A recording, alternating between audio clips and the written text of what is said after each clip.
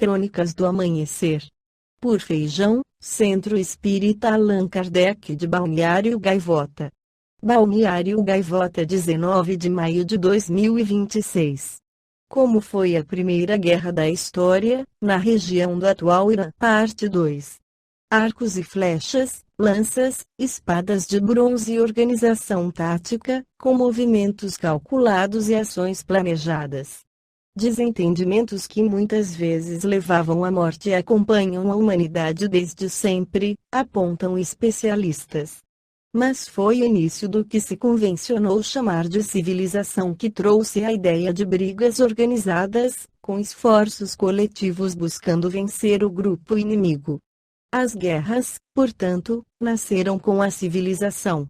Localizar no mapa o cenário dessas primeiras guerras é olhar para a região conhecida como Crescente Fértil, extensa área do Oriente Médio na Mesopotâmia e arredores. Foi nessa área que os seres humanos começaram a dominar técnicas de agricultura e criação de animais, inaugurando um modo sedentário que propiciou o surgimento das cidades. Se por um lado a organização sob um poder também implicava pensar em estruturas de defesa, por outro, esforços também passaram a ser empenhados em conquistar mais riquezas e terras melhores, de preferência, com mais acessos hídricos.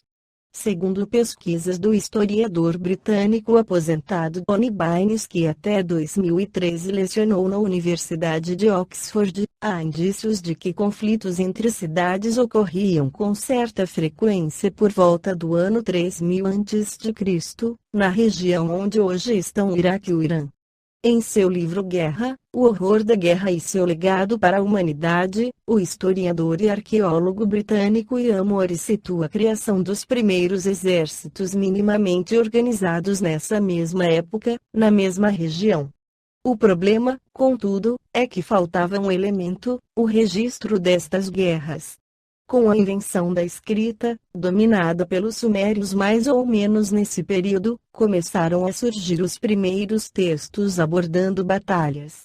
A Suméria foi uma civilização que se espalhou pela região sul da Mesopotâmia entre as idades do cobre e do bronze, ou entre o ano 3300 e o ano 1200 a.C. Ao longo de cerca de 250 anos, entre os anos 2600 e 2350 a.C., duas cidades-estado deste povo, Lagas e Uma, travaram uma guerra, a primeira de que se tem registro escrito. No total, há 18 inscrições, todas elas deixadas em tabletes de argila por governantes de Lagas. Para a história, essa seria a primeira guerra da humanidade, um conflito organizado e sistemático entre dois estados e com documentação a respeito. Lagas e Uma ficavam separadas por cerca de 30 quilômetros. E a briga tinha uma razão objetiva: o controle de uma área fértil na fronteira entre ambas, chamada de Guedena, algo como a borda da planície. Quando Uma se apossou desse espaço, passou a dominar o fluxo de água que abastecia Lagas, já que as águas fluíam de lá para a cidade vizinha. Houve uma tentativa de resolver a questão por meios diplomáticos, escalando a questão para a arbitragem de um rei que exercia poder em toda a região sul da Mesopotâmia. Este deu ganho de causa a Lagas. Mas, sem a anuência do governante de Uma, o aval real só serviu para fundamentar uma guerra. Foi uma disputa entre fronteiras que acabou desembocando em guerra, sintetiza o jornalista Reinaldo José Lopes, autor do livro Homo Ferox, As Origens da Violência Humana e o que Fazer para Derrotá-la. Na conclusão do Livro dos Espíritos, Allan Kardec afirma: o progresso da humanidade tem seu princípio na aplicação da lei de justiça, de amor e de caridade, lei que se funda na certeza do futuro. Tirai-lhe essa certeza e lhe tirareis a pedra fundamental. Dessa lei derivam todas as outras, porque ela encerra todas as condições da felicidade do homem. Só ela pode curar as chagas da sociedade.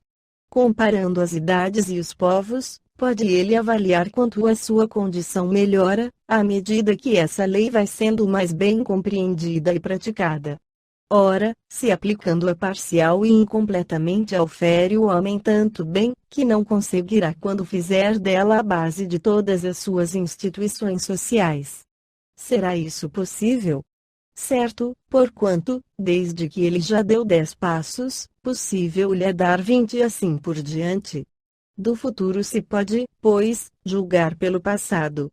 Já vemos que pouco a pouco se extinguem as antipatias de povo para povo. Diante da civilização, diminuem as barreiras que os separavam. De um extremo a outro do mundo, eles se estendem as mãos. Maior justiça preside a elaboração das leis internacionais. As guerras se tornam cada vez mais raras e não excluem os sentimentos de humanidade. Nas relações, a uniformidade se vai estabelecendo.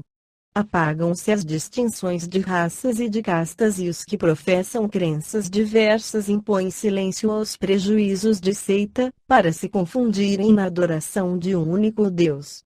Falamos dos povos que marcham à testa da civilização, 789-793.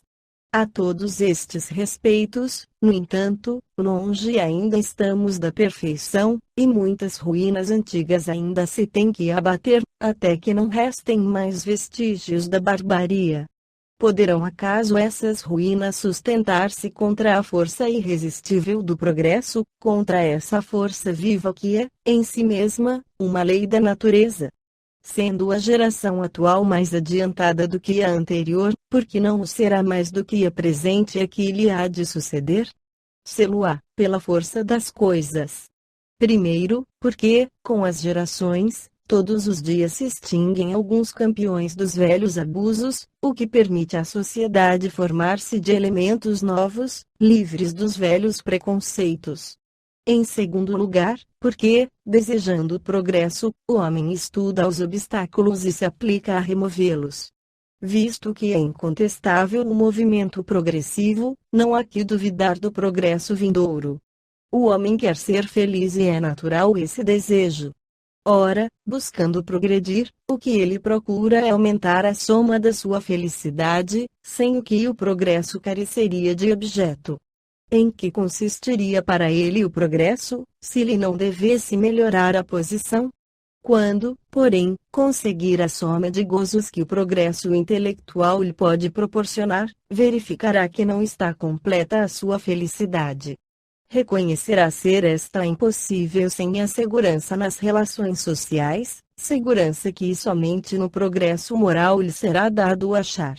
Logo, pela força mesma das coisas, ele próprio dirigirá o progresso para essa senda, e o Espiritismo lhe oferecerá a mais poderosa alavanca para alcançar tal objetivo. Esta foi a crônica do amanhecer de 19 de maio de 2026. Por Alfredo Feijão Lopes.